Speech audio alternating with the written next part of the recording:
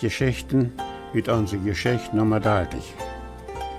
Ditmaal wordt van wo wir in Aylmer, Ontario am 15. Oktober 1983 unseren ersten MCC-Uitroep houden. En dan ook nog wordt van unserem tweiten MCC-Uitroep im Jahr 1984. Nachdem viele von unseren Aylmer Mennoniten lang und schwere Arbeit hatten, um für unseren ersten MCC-Uitroep bereit zu machen, kam dann endlich der 15. Oktober 1983. Und an diesem Tag hatten wir unseren ersten MCC-Uitroep in der Hockey Arena in Aylmer, Ontario. Unsere mennonitische Jugend und frühesten Männer aus all unseren Aylmer Kirchen arbeiten freiwillig und sehr begeistert durch den ganzen langen Uitroepstag, um alle gekommenen Uitroepsjaars gut abzunehmen und mit geschmackvollem Eten zu bedienen.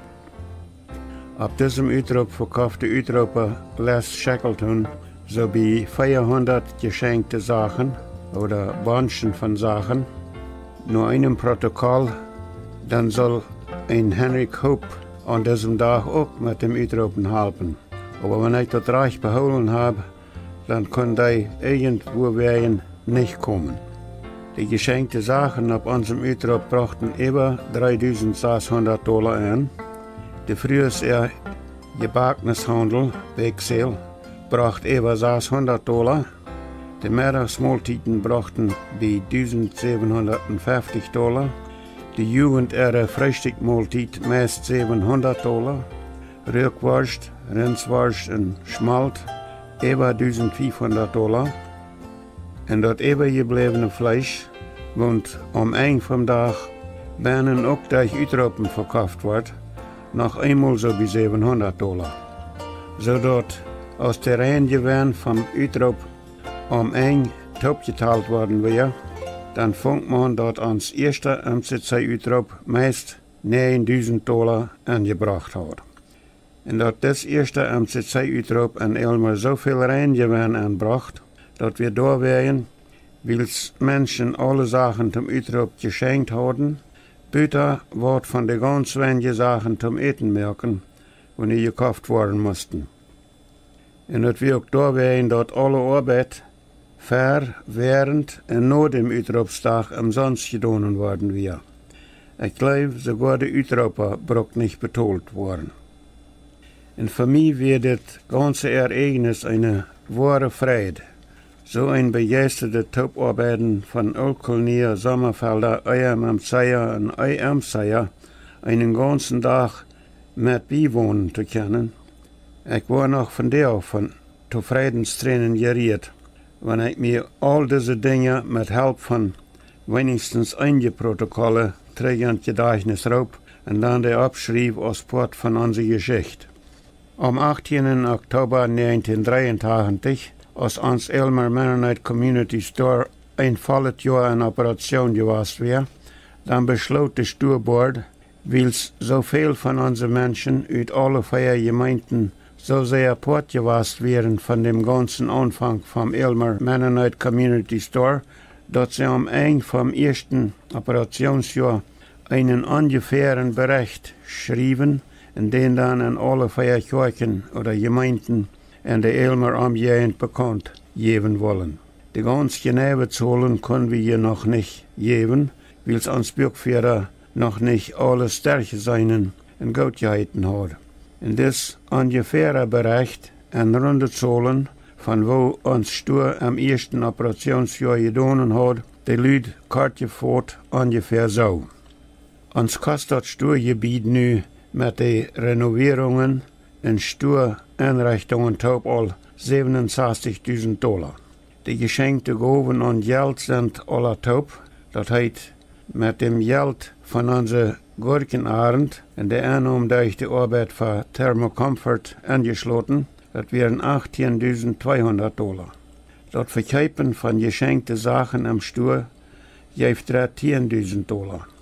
Der Verdienst von Self-Help Crafts wäre $3.400. Der Uitroep und die Fundraising Supper bracht $9.400. Die ganze Einnahme in unserem ersten Jahr ist also $44.000. Also ist unsere Schuld eng vom ersten Operationsjahr noch $23.000. Dort wir damals auch noch ein sogenanntes Fundraising-Supper gehabt haben, dort hatte ich all vergeten. Aber im Bericht von der Steuerbord sagt dort, dass der Utrop mit einem Fundraising-Supper oder Ovenkostop $9.400 angebracht hat. Am 7. Juli 1984 hatten wir in Elmer unseren zweiten MCC-Utrop. Aber ich fing mit meinen Papieren sehr wenig davon, wo wir für diesen Utrop gemerkt haben. Aber ich kann wenigstens so viel mit meinen wenigen Papieren utmerken, dass bei unserem zweiten Utrop alles mehr oder weniger so geworden ist, als bei unserem ersten Utrop. Und auch, dass das Utrop gerade über $10.000 angebracht hat. Aber eins habe ich noch klar beholen von diesem zweiten Utrop. Und dort ist, dass Atelier früher sehr schmacke Quills gemerkt haben für diesen Utrop. Und dass sie damit rechnen, dass ihre Quills viel Geld anbringen sollen für uns Elmer Mennonite Community Store. Dann ab die Utrops in New Hamburg, Ontario, werden jeder Jahr viele Quills verkauft. Und da werden nicht alle Quills, aber viele davon immer bei $1.000 das Stück oder noch mehr. Aber zu unserem Utrop in Elmer wären scheinbar keine wirkliche Quiltkäufer gekommen, sodass unsere frühes ihre 7 sehr schmacke Quills alle taubmal gut $1.500 anbrachten. In diesem Lied, wo diese schmacke Quills ab unserem Utrop kauften, die wussten vielleicht gar nicht, wo glücklich sie wären, dass zu unserem Utrop in Elmer keine wirkliche Quiltkäufer gekommen wären, wo sie mit vielerlei Quilts kauften. Nicht, weil sie die zum Brocken, aber zum Schmackloten haben wollen. Die frühers, wo sie so viel an ihre Quills gearbeitet haben, die hatten gehofft, dass ihre Quills ab unserem Utrop vielleicht auch ungefähr für so einen Preis verkaufen wurden, als die Quills jeder Jahr ab der Utrops in New Hamburg. Und als die Quiltmerker früher ab unserem Utrop merkten, dass alle Quills hier für unter $300 das Stück verkauft wurden, dann fehlten die sehr enttäuscht. Und ich erinnere mich noch gut daran, dass ich sehr mit dieser früher mitfeilen kann. Denn ich hatte ja auch gesehen, wo meine Frau viele Jahre lang an ihrem Quilt gearbeitet hat. Und ich hatte an meine Liebste gefeilt, wo sehr sie hofft, dass ihre Arbeit gute Belohnung fingen wird ab unserem Elmer MCC Utrop, so als andere früher ihre Arbeit ab dem New Hamburg MCC Utrop gute Belohnung fingen. Aber nee, unsere früher sagen, dass auch das ganz schmackste Quilt an diesem Utropstag für $275 verkauft wird und dort bloß durchwehen, dass scheinbar bloß einfach keine wirkliche Quiltkäufer zu unserem Utrop in Elmer angekommen wären. Leider ist mein Sohn zu lot angekommen, aber mir ist das was von der noch immer schade, dass wir diese schmacke Quilts damals nicht einfach gekauft haben und dann ein paar Monate später nur dem jährlichen MCC-Utrop in New Hamburg angebracht haben, wo jeder Jahr immer viele Quiltkäufer ankommen und wirklich wären viel Geld dafür zu holen, weil sie immer noch weiter etliche 100 oder vielleicht sogar $1.000 geben wollen für MCC-Notländerungsarbeit in die verschiedenen Länder. Manch ein wohlhabendes Ehepaar sagt sich, wenn sie zu so einem Quilt-Utrop in New Hamburg gekommen sind und dort all die schmucke Quilts besehen haben, das ist ja so meist ein Don't, wie viel Geld wir für so ein schmuckes Quilt geben müssen. Denn wir wollen ja immer rechtlich geben für Notländerungsarbeit. Und wenn wir für das Geld, wenn wir immer für MCC-Arbeit geben wollen, danach bovenaan ein strammes Quilt kriegen können, dann wollen wir hier noch umso Rückeljahr geben oder umso derer betalen. Ja, die Menschen, die willig sind, $1.000 oder noch mehr für ein schmackes Quilt zu betalen, dort sind so Menschen, die diese Mentalität, diese Art von Denken haben.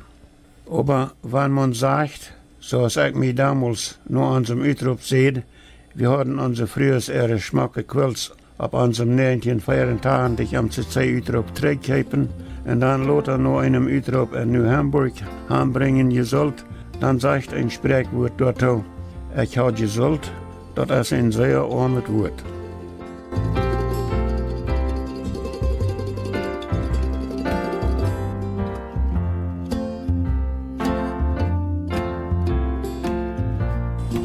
Der Anfang von dieser wundervollen Geschichte von unserem Elmer Mennonite Community Store in Elmer, so sehe ich dort Eier, die wir an jenem Abend als zwei Old-Kolonial-Vorsteher mich in das MCC-Office fragen, auf oder wo dort möglich sein wird, dass wir Mennoniten von Mexiko und Ontario würden können, mit Regierungshilfe uns eigenes Altenheim bauen. Wir haben in Ontario, was von der noch kein eigenes Altenheim gebaut. Und ich weiß auch nicht, ob noch wer von unseren Mennoniten daran denkt, dass wir so ein Altenheim haben sollen. Aber wir haben all 1988 durch das Elmer Mennonite Community Store oder durch das Board of Directors, ihre Initiative, die Manor Lodge, ein Apartmenthaus mit 25 Apartments gebaut für unsere älteren Menschen. Als wir das Land gekauft haben, um da oben das Manor Lodge Gebiet bauen, dann waren wir an, dass wir eine rechte Abfahrt für das Bühlot, für das Manor Lodge Gebiet merken zu können, dort noch ein angrenzendes Fleck Land kaufen mussten und auch noch ein lages Bühlot. Das lage Lot, und eine regelrechte Gas werden muss, um für die Taufahrt zu haben nur unserem Manor Lodge Gebiet. Dort können wir noch so kaufen, dort Geld, was wir dafür bezahlen mussten, und die Kosten vom Gebiet angerechnet werden können. Aber das andere angrenzende Fleck Land muss mit anderem Geld gekauft werden. Das ging nicht in die Kosten von dem Manor Lodge Gebiet anzurechnen. Aber wir mussten das kaufen, weil wir anders nicht regelrechte Taufahrt zu dem Gebiet kriegen können. Und da werden finanziert oder kauft der Steuerbord dort angrenzende Fleck Land auch noch. Der Steuerbord rechnet da oben auch noch mal ein Gebiet zu bauen, vielleicht noch ein Apartmenthaus für unsere älteren Menschen. Aber dann, etliche Jahre später, ich glaube, das wäre im Jahr 1988, dann wird sich eine Gruppe, meistens von unseren älteren Menschen, einig, dass sie das Fleck Land von der Steuerbord kaufen wollen und da oben, ich glaube, 14 Wohnungen bauen zu lassen. Diese Gruppe, ihre 14 Wohnungen wurden ab diesem Land 1988 und 1989 so gebaut, dass sie zwischen ihre zwei Rehhäuser eine Gas hatten. Sie nannten ihr Darbje, oder vielleicht soll ich sagen, wir nannten uns Darbje Rosenhof, da meine Frau und ich gehörten auch zu dieser Gruppe, wo dort Darbje Rosenhof damals an Elmer bauen leiten. Uns hilft dort wirklich das Gefühl, dass wir noch mal weiter an einem mennonitischen Dorf wohnen können. Aber leider haben wir da nicht sehr lange wohnen gekonnt. Das Fleck Land hat der Elmer Mennonite Community Store Board of Directors verhältnismäßig billig kaufen gekonnt. Und die Ursache dafür wäre, was an unserem Golden Plattdeutsch sagt, landlocked. Das heißt, dort haben wir keine Abfahrt. Und als der Steuerbord das Land kauft und finanziert, dann wird dort so beschlossen, dass, weil das Land im Vergleich zu anderen Land in der Nachbarschaft hat, konnte viel billiger gekauft werden, und weil die Abfahrt oder die zugängliche Gas für beides, die Manor Lodge und auch für das Fleck Land, hat muss in das Manor Lodge Projekt angerechnet und betalt worden, weil der Board dafür abkommen, dass keine individuelle Person durch das Land Geld merken wird. Und dabei verkaufte Board das Fleck Land an diese Gruppe mit den Bedingungen, dass Elmer Mennonite Community Store für jeder ein von diesen 14 Büstätten, obwohl diese Wohnungen gebaut werden, $1000 Verdienst kriegen wird. Auf diesem Weg hatten nicht bloß die 14 Personen, sondern auf diesem billig gekauften Land ihre Wohnungen böden, jeder einen Nutzen gehabt, aber auch das MCC Steuer, wo das Land finanziert hat. Ich habe all vorher mal gesagt, dass als wir 1982 die half vom Sturgebiet kauften, von 20 Talbot Street East ist, dann hat die Eigentümer R.J. McConnell uns versprochen, dass wenn er die andere Hälfte von diesem Sturgebiet, Nummer 16, auch wird verkaufen wollen, dann wird er uns die erste Gelegenheit geben, auch diese Hälfte vom Gebiet zu kaufen. Und als dort 1989 dann so weit gekommen wäre, dass McConnell in den Ruhestand treten will und dann auch die andere Hälfte von seinem Sturgebiet verkaufen, dann hat er nicht vergessen, dass er uns versprochen hat, dass wir, Elmer Mennonite Community Store, die erste Gelegenheit haben sollen, auch diese Hälfte von seinem Gebiet kaufen zu können. Und als das Stur 1989 auch die andere Hälfte vom Sturgebiet gekauft hat, dann war diese Hälfte, Nummer 20 Talbot Street East, dort Elmer Mennonite Community Store, und die andere Hälfte, Nummer 16 Talbot Street East, wird reingemacht und gebraucht als Elmer MCC Resource Center. Wird unser Elmer Amjährend Mennoniten 1982 anfangen, taub zu daunen, nämlich dort Elmer Mennonite Community Store anfangen. Dort hat sich beinahe 7 Jahre dahin entwickelt, dass die Mennoniten in Elmer bis 1989 nicht mehr beide Hälften von R.J. McConnells Sturgebiet, Nummer 16 und Nummer 20 Talbot Street East, einen, aber dass sie mit Hilfe von der Regierung auch zu der Menno Lodge mit 25 Wohnungen gekommen sind. Und mehr indirekt hat diese Arbeit auch dazu beigetragen, dass es in Elmer einen Rosenhof gibt. Vielleicht waren einige von euch dort so fängen, dass ich von einigen wichtigen Ereignissen in unserem Top-Arbeiten lehren nicht gesagt habe.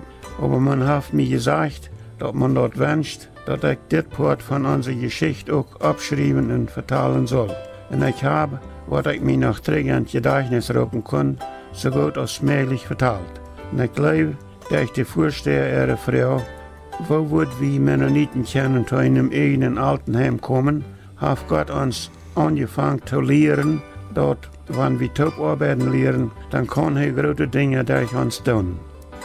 Und ich will hier bloß noch sagen, dass mir mein kleines Part an diese Arbeit damals sehr gut gegangen hat und dass mir das auch gut gegangen hat, mir die Ereignisse von Jahren in Elmer so viel als möglich in mein Gedächtnis zu rufen und ihr davon zu vertellen, wo wir sehr viele von unseren Mennoniten 1982 anfangen, Topwort zu tun, was uns, lieber Gott, so sehr gesegnet hat.